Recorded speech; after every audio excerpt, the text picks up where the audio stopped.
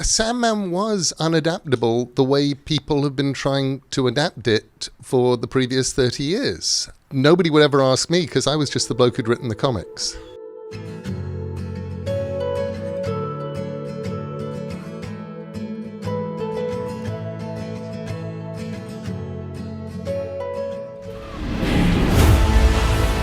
Dreams don't die.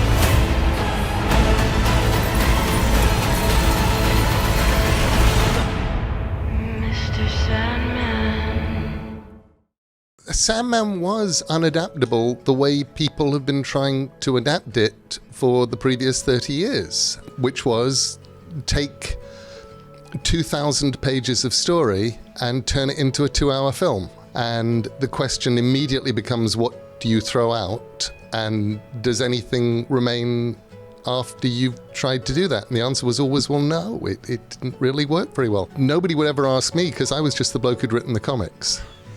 So I would watch these things founder and die and explode and crash and burn and shake my head ruefully and wait for the next one to crash and burn. The big difference on making this adaptable was David Goyer and I began talking about what we wanted to do in this current age of streaming TV, and the idea was that we'd make Sandman, the thing in the comics that we loved.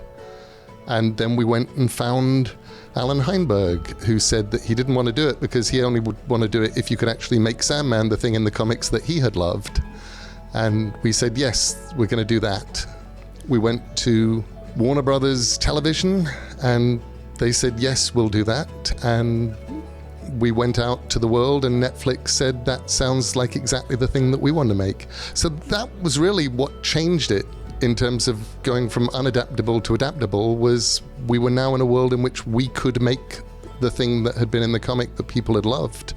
My answer is Tom and I worked together for one day. I met him previously, like for maybe 30 minutes or something before we started shooting. And I don't know, I think it's part of what we do as actors. A lot of it is trying to do your best with, the limited time that you have with these individuals. So a lot of it's just sort of prep work and really digging into the lore of the books. And that gave us kind of a good foundation, I think, to build a family dynamic that feels like we've known each other, even though we're like, hi, yeah, okay, I'm Desire, okay, it's gonna be great. But also I think it's a testament to Allan and Neil's casting, in that they gathered a collection of people who did feel like a family and who they understood would, when they did meet each other on those pivotal moments and on those important days, would forge a bond that would come alive in front of a camera. Tom and I spent a lot of time together, basically just walking around London,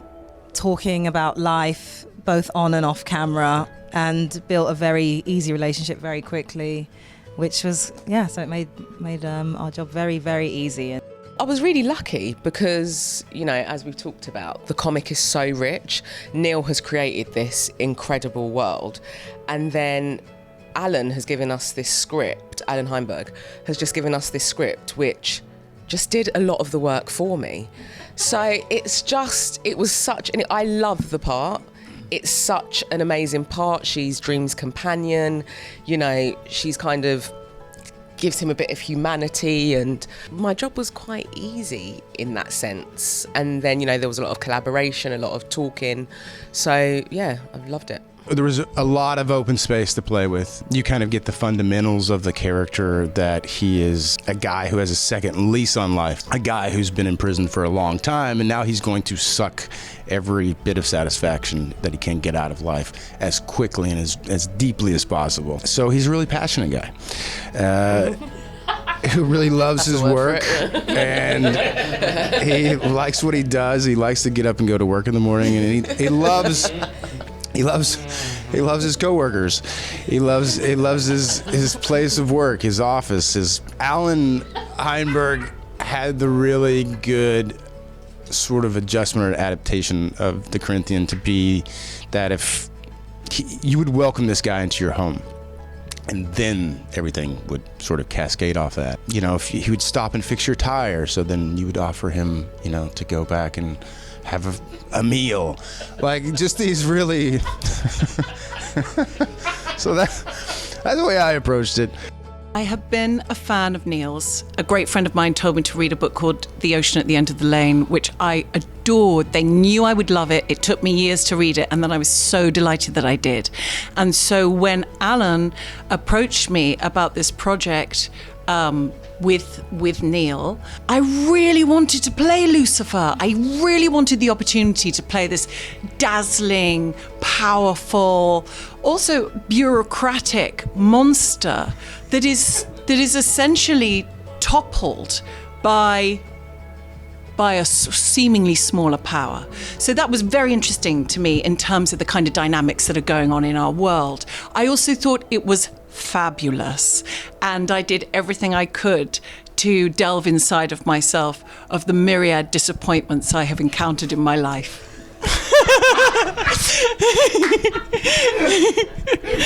And that was it.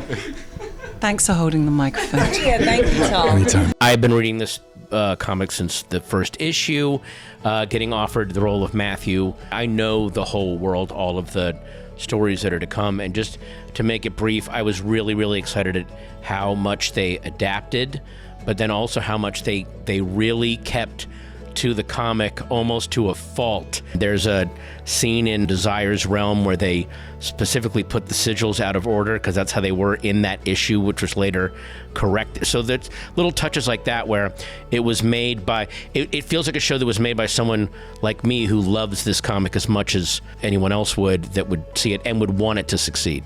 When it came across, when I got the email for the audition, I wasn't too sure about what it was.